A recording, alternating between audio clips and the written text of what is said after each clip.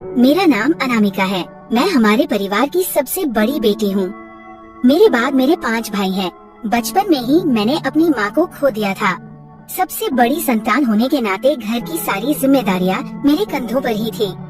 मेरे पिता का मुझ पर कोई स्नेह या ममता नहीं थी, ऐसा कहना ठीक होगा। मेरी उम्र बढ़ने के बावजूद उन्होंने मेरी शादी की कोई व्यवस्था नहीं की। पिता केवल अपने और अपने बेटों के बारे में ही सोचते थे। मेरे भविष्य के बारे में उन्होंने कभी चिंता नहीं की।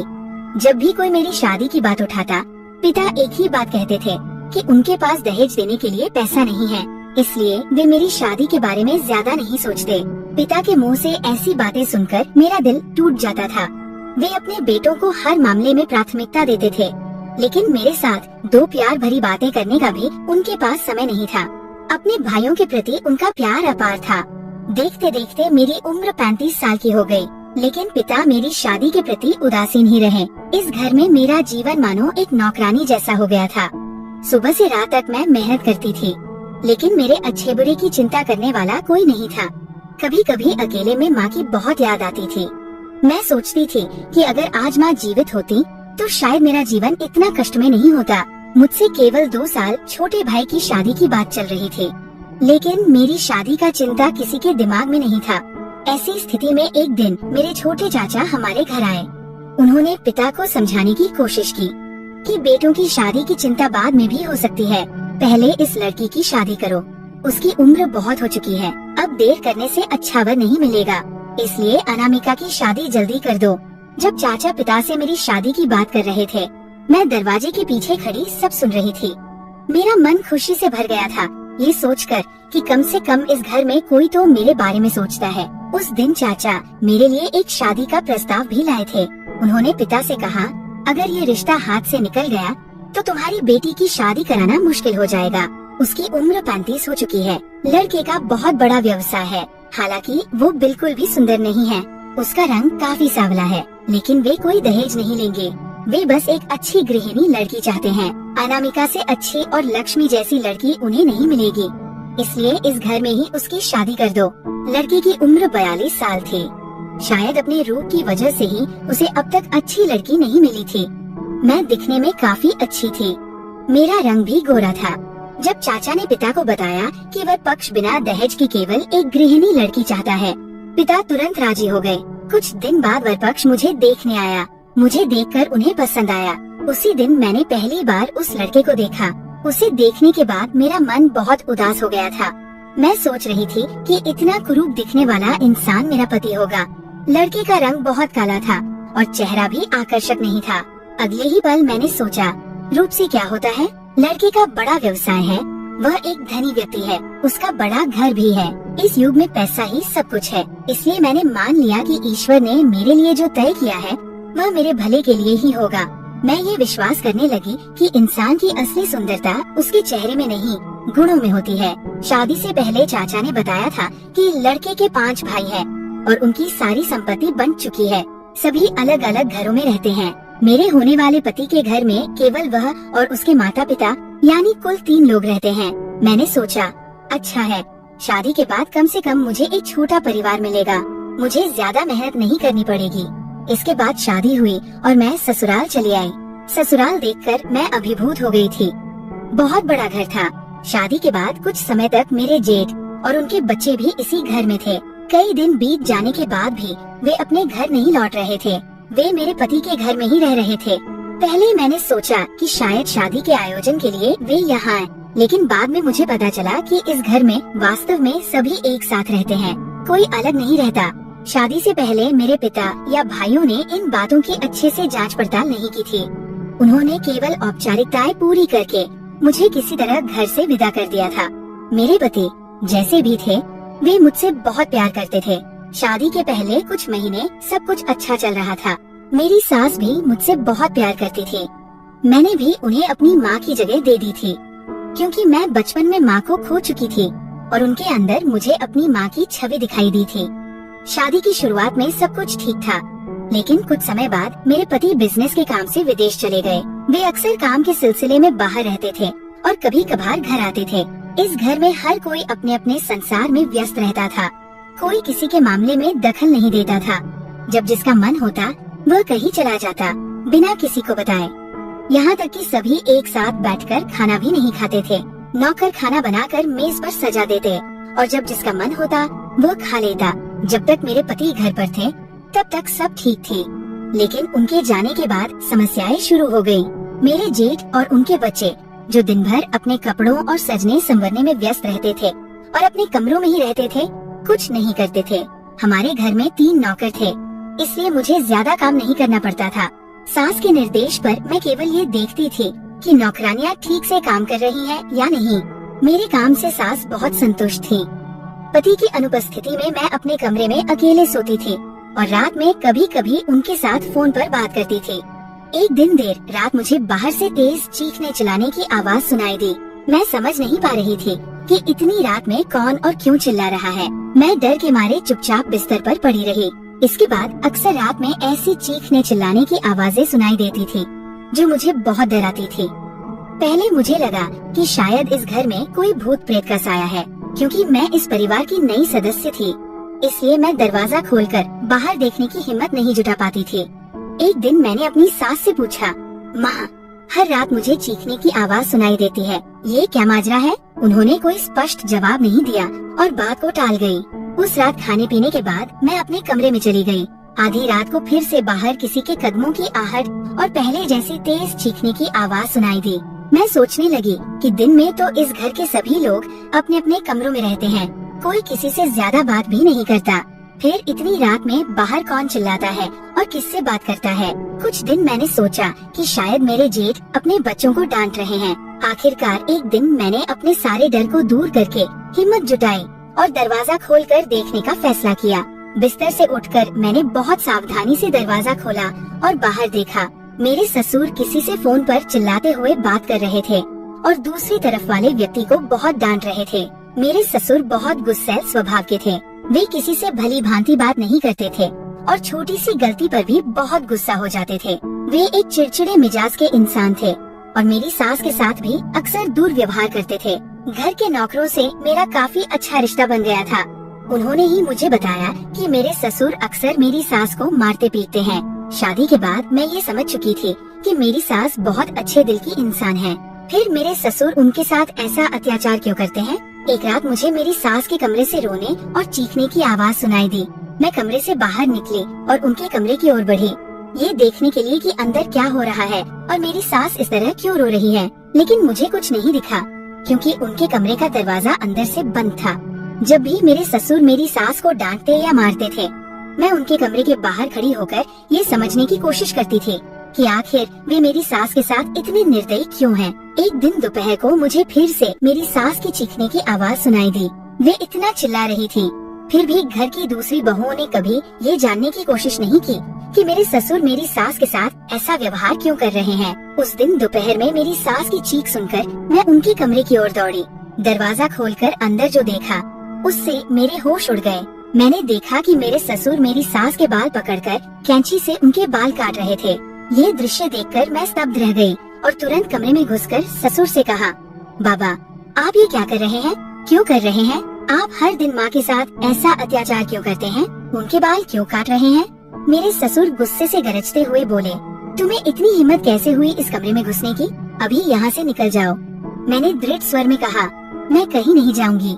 आपको बताना होगा कि आप माँ के साथ ऐसा अत्याचार क्यों कर रहे हैं। मेरी बात न मानने पर वे गुस्से में कमरे से बाहर चले गए। मैंने तब अपनी सास को गले लगाया। वे भी रोते हुए मुझसे लिपट गई। मैंने उन्हें बिस्तर पर बिठाया, एक गिलास पानी दिया और उनका मुंह पोंछा। फिर उनसे पूछा, माँ, आपके और बाबा के बीच असल समस्या क्या है? बाबा आपको इस तरह क्यों मारते हैं? क्या आपके बेटे को इस बारे में कुछ पता है? मेरी सास ने मेरा हाथ पकड़कर कहा, तुम इस घर की नई बहू हो, इन सब मामलों से दूर रहना ही तुम्हारे लिए अच्छा है। मैं नहीं चाहती कि तुम इसमें उलझो। मेरे बेटे को इस बारे में कुछ नहीं पता, भूल कर भी उसे ये बातें मत बताना, इससे वह बहुत टूट जाएगा। मैं नहीं चाहती कि ये सब जानकर उसके काम पर कोई असर पड़े। वह बहुत मेहनत से अकेले इस व्यवसाय को संभाल रहा है और हमारे पूरे परिवार का खर्च चला रहा है, इसलिए उसे ये सब कहकर परेशान करने की कोई जरूरत नहीं है।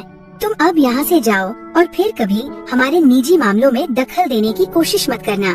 उनकी बात सुनकर मैं कमरे से बाहर चली आई। ठीक उसी वक्त मेरे ससुर ने मुझे बुलाकर कहा, तुम जानना चाहती थी न कि मैं तुम्हारी सास को क्यों मारता हूँ? तो ये देखो कारण। उन्होंने मुझे अपने मोबाइल में मेरी सास की कुछ ऐसी तस्वीरें दिखाई जिन्हें देखकर मेरे पैरों तले जमीन खिसक गई। उन्होंने कहा, तुम्हारी सास एक चरित्रहीन औरत है। ये सब देखने के बाद मैं कैसे शांत रह सकता हूँ? मैं उसे सुधारने के लिए हर दिन उसके बाल थोड़ा थोड़ा काट देता हूँ। मैंने सोचा था कि शायद इस तरह डराने से वह ये गंदगी छोड़ देगी। मेरी सास की उम्र काफी होने के बावजूद वे बहुत सुंदर और जवां दिखती थी। उन्हें देखकर नहीं लगता था कि वे 5-6 बच्चों की माँ हैं। मेरे ससुर ने उनके बाल काट काट कर उनकी ऐसी हालत कर दी थी कि वे दिन भर सिर पर कपड़ा ढककर रखती थी। उनका सिर आधा गंजा कर दिया था। इसके बाद मेरे पति 3-4 दिन के लिए घर आए। उनके आने से मैं बहुत खुश थी, लेकिन घर के लोगों का व्यवहार देखकर मैं हैरान रह गई। मैंने गौर किया कि मेरे पति के घर आने के बाद सभी एक साथ मिलकर रह रहे थे और एक ही मेज पर बैठकर खाना खा रहे थे। मेरे पति की मौजूदगी में मेरे ससुर मेरी सास पर कोई अत्याचार तो दूर, बल्कि बहुत अच्छा व्यवहार कर रहे थे, जबकि मेरे पति के घर न होने पर कोई किसी से बात तक नहीं करता था। सभी अपने अपने कमरे में व्यस्त रहते थे। पति के आने के बाद उस दिन दोपहर में वे मुझे बाहर घुमाने ले गए और एक बड़े रेस्तरां में ले गए। मैं उनके साथ बहुत खुश थी, लेकिन घर के लोगों के इस दोहरे व्यवहार से मैं बहुत चिंतित भी थी। इसलिए खाते समय मैं सोच रही थी कि क्या मुझे घर की इन बातों को अपने पति को बताना चाहिए। मैं खाने की मेज पर बैठे बैठे अन्ना हो गई थी। तभी मेरे पति ने मुझसे पूछा, क्या सोच रही हो? मैं ठीक से समझ नहीं पा रही थी कि उन्हें ये सब बातें बताना ठीक होगा या नहीं। पहले तो मुझे लगा कि हम एक साथ अच्छा समय बिताने आए हैं, अगर ये बातें बताऊंगी तो शायद उनका मूड खराब हो जाएगा। लेकिन फिर मैंने सोचा कि इस घर के लोग मेरे पति के जितने अपने हैं उतने ही मेरे भी, इसलिए उन्हें पूरी बात न बताना भी ठीक नहीं होगा। फिर मैंने ज्यादा सोच विचार न करते हुए अपने पति को सच बता दिया। मैंने कहा, तुम्हारे पिता हर दिन तुम्हारी माँ को मारते पीटते हैं। मेरे पति ने खाना रोककर हैरानी से मेरी ओर देखा और बोले, तुम्हारा दिमाग ठीक है ना? ये कैसी बातें कर रही हो? मेरे पिता मेरी माँ से बहुत प्यार करते हैं, वे माँ को मारपीट क्यों करने लगे? इस बात को कहते समय मेरे पति के फोन पर ऑफिस से एक कॉल आया और वह बात करने के लिए एक तरफ चले गए। फोन खत्म करके जब वो मेरे पास लौटे, मुझे लगा कि इस विषय को और बढ़ाने से स्थिति और जटिल हो जाएगी। शायद मेरे पति मेरी बात पर विश्वास न करें, इसलिए मैंने बात को बदल दिया। हमने खाना खत्म किया और घर लौट आए। मेरे पति 3-4 दिन रहने के बाद फिर अपने काम पर चले गए। उनके जाने के बाद घर का माहौल फिर पहले जैसा हो गया। लेकिन मैंने एक बात नोटिस की थी कि मेरे ससुर अब मेरी सास को मारते पीटते नहीं थे। जब से मैंने उन्हें मारते देखा था, शायद वो सतर्क हो गए थे। मेरे ससुर वैसे भी गुस्सैल स्वभाव के इंसान थे। उस दिन दोपहर में उन्होंने मुझे अपने कमरे में बुलाया और कहा, देखो बेटी, तुम्हारी सास का किसी और मर्द के साथ संबंध है। ये मेरे लिए कितना अपमानजनक है, तुम ही बताओ। मैं तुम्हारी सास से बहुत प्यार करता हूँ, फिर भी वो ऐसा काम कर रही है। मैं कोशिश कर रहा हूँ कि वह इस गंदे रास्ते से वापस आ जाए, इसलिए मैं उसे प्यार से समझाने की कोशिश कर रहा हूँ। मैंने उसे डराया भी, लेकिन अब मैं उसे प्यार से समझाऊंगा। ससुर की बात सुनकर मैंने कहा, बाबू, मारपीट करने से कोई फायदा नहीं होगा, इससे आपका रिश्ता ही खराब हो जाएगा। ठीक उसी वक्त मेरी सास कमरे में आई और बोली, तुम फिर से हमारे बीच में आ रही हो? मैंने तुम्हें पहले भी कहा था कि हमारे मामलों से दूर रहो। तुम हमारे बीच की बातें कुछ नहीं जानती और जानने की कोशिश भी मत करो। तुम अब यहाँ से जाओ। मैं कुछ समझ नहीं पा रही थी। आखिर असल माजरा क्या था? कौन सच बोल रहा था और कौन झूठ? ये समझना मुश्किल हो गया था। मैं ये सोचकर हैरान थी कि मेरी सास की इतनी उम्र हो चुकी है, वो इस उम्र में किसी दूसरे मर्द के साथ संबंध कैसे बना सकती है। दूसरी तरफ मैं ये भी सोच रही थी कि मेरे ससुर, जो रोज मेरी सास को मारते थे, वो इतने अच्छे इंसान कैसे बन गए। मेरे मन में तभी शक पनपने लगा था। फिर 2-3 दिन बाद अचानक एक शाम को मेरे ससुर मेरे कमरे में आए और मेरे साथ बहुत प्यार से बात करने लगे। उन्होंने कहा, तुम्हारे लिए चाय लाया हूँ, मैंने अपने हाथ से बनाई है। आज मेरे हाथ की चाय पीकर देखो, तुम भी तारीफ करोगी। मुझे बहुत अजीब लग रहा था कि जो इंसान इतना गुस्सैल है, वो आज इतने प्यार से मेरे लिए चाय क्यों लाया है। मैंने उनसे कहा, चाय का कप मुझे दे दीजिए, मैं बाद में पी लूंगी, अभी मुझे चाय पीने का मन नहीं है। ससुर ने तब जोर देकर कहा, नहीं, तुम अभी चाय पी लो और बताओ कैसी बनी है। मैंने तब कहा, चाय मैं जरूर पीऊंगी, और पीने से पहले ही तारीफ कर रही हूँ। चाय तो अच्छी ही होगी। कोई बेटी अपने पिता की दी हुई चीज की बुराई कर सकती है? आप भी तो मेरे पिता जैसे ही हैं। इतने प्यार से चाय लाए हैं तो वो अच्छी ही होगी। मैं थोड़ी देर बाद जरूर पी लूंगी। मेरी ये बात सुनकर ससुर कमरे से चले गए। उनके जाने के बाद मैंने चाय को बाथरूम में जाकर फेंक दिया, क्योंकि कुछ देर पहले ही मैंने कुछ और खाया था और चाय पीने से मुझे गैस की समस्या होती थी। उस रात खाना खाने के बाद मैं अपने पति से फोन पर चैट कर रही थी। तभी मुझे लगा कि खिड़की के पास से कोई चुपके से निकला। खिड़की के पास से कोई गुजरता था तो उसकी परछाई मेरे कमरे में पड़ती थी। इससे मुझे शक हुआ कि इतनी रात को बाहर कौन हो सकता है। मैंने हिम्मत जुटाकर धीरे से दरवाजा खोला। दरवाजा खोलते ही मैंने देखा कि मेरे ससुर मेरी सास के मुंह पर हाथ रखकर उन्हें जबरदस्ती सीढ़ियों से नीचे ले जा रहे थे। ये दृश्य देखकर मैं बहुत डर गई। मुझे तुरंत समझ आ गया कि मेरी सास के साथ कुछ बहुत बुरा होने वाला है, इसलिए मैं चुपके से उनका पीछा करने लगी। मैं जानती थी कि अगर उन्हें पता चल गया कि मैं उनके पीछे हूँ, तो मेरी सास की तरह मेरी भी मुसीबत हो सकती है। फिर मैंने देखा कि हमारे घर के नीचे एक छोटा सा कमरा था। ससुर सास को उस कमरे में ले गए। मैं भी उनके पीछे पीछे उस कमरे में चली गई। कमरे में घुसते ही मैं हैरान रह गई। कमरे के अंदर एक छोटी सी सीढ़ी थी जो और नीचे जाती थी। मैं पहले कभी इस कमरे में नहीं आई थी। सीढ़ियों से नीचे उतरते ही मैंने देखा कि मेरे ससुर दो लोगों से बात कर रहे थे और मेरी सास को एक कुर्सी पर बांध रखा था। उनके गले पर एक चाकू रखा हुआ था। डर के मारे मेरी हालत खराब हो गई। जब वे दोनों लोग मेरी तरफ मुड़े तो मैंने देखा कि वे कोई और नहीं, मेरे दो जेठ थे। ये दृश्य देखकर मैं स्तब्ध रह गई। कोई बेटा अपनी माँ के साथ ऐसा व्यवहार कैसे कर सकता है? मैं डर से कांप रही थी। तभी मेरे ससुर ने सास के गले पर चाकू रखकर कहा, तेरे बेटे के नाम जो संपत्ति है उसे मेरे नाम कर दे, वरना आज तुझे यहाँ खत्म कर दूंगा और कोई जान भी नहीं पाएगा। तेरी प्यारी बहू को मैंने अपने हाथ से चाय पिलाई है, वह तुझे बचाने नहीं आएगी। वो खुद मर मर कर कमरे में पड़ी है। तुझे मारकर इसी कमरे में गाड़ दूंगा, कोई भनक भी नहीं पाएगा और सबको बता दूंगा कि तू अपने प्रेमी के साथ भाग गई। इसलिए अच्छे से सारी संपत्ति मेरे इन बेटों के नाम कर दे। उस हालत में भी मेरी सास ने दृढ़ता से जवाब दिया, मुझे मार डालो, फिर भी मैं संपत्ति तुम्हारे नाम नहीं करूंगी। फिर मेरी सास ने जो कहा उसे सुनकर मेरे पैरों तले जमीन खिसक गई। सास बोली, मेरे बेटे ने बहुत मेहनत करके मेरे पहले पति के बिजनेस को फिर से खड़ा किया है। वह तुम सबका खर्च चलाता है, तुम्हारे बेटों को बिठाकर खिला रहा है, उन्हें कोई काम नहीं करने देता। तुम्हारे नाम संपत्ति करके मैं सब कुछ बर्बाद नहीं करना चाहती। अगर मुझे पहले पता होता कि तुम इतने लालची हो तो मैं तुमसे दूसरी शादी कभी नहीं करती। मेरे माता पिता ने सोचा था कि तुमसे मेरी शादी कराने से हमें दोनों को सहारा मिलेगा, लेकिन तुमने सिर्फ मेरी संपत्ति के लालच में मुझसे शादी की थी। सास की बात सुनकर मुझे समझ आया कि ये आदमी मेरी सास का दूसरा पति है और मेरा पति मेरी सास का असली बेटा है। बाकी लोग मेरे ससुर के पहले पत्नी के बेटे हैं, यानी मेरी सास का एकमात्र बेटा मेरा पति है। और जब वो इस घर में ब्याह कराई थी तब ससुर के बेटे पहले से ही थे। जब मेरा पति 5 महीने का था तभी मेरे असली ससुर एक हादसे में मर गए थे और उनकी सारी संपत्ति मेरे पति के नाम हो गई थी। मेरे पति को ये नहीं पता था कि ये आदमी उनका सौतेला पिता है। उनके असली पिता तो बहुत पहले मर चुके थे। ये सच मेरी सास ने मेरे पति को कभी नहीं बताया था, क्योंकि वह जानती थी कि ये जानने के बाद मेरे पति को बहुत दुख होगा। ठीक उसी पल मेरे ससुर चिल्लाकर बोले, तुझे मैं अभी खत्म कर दूंगा। ये कहकर उन्होंने मेरी सास का गला दबा दिया। तभी हमारे घर में पुलिस आ गई।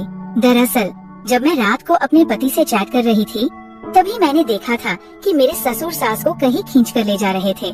मैंने तुरंत चैट करके अपने पति को बता दिया था कि यहाँ माँ के साथ कुछ बहुत बुरा होने वाला है। तुम्हारे पिता माँ के साथ मारपीट करते हैं।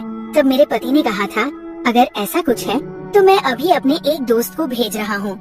वह हमारे मोहल्ले में ही रहता है और एक पुलिस ऑफिसर है।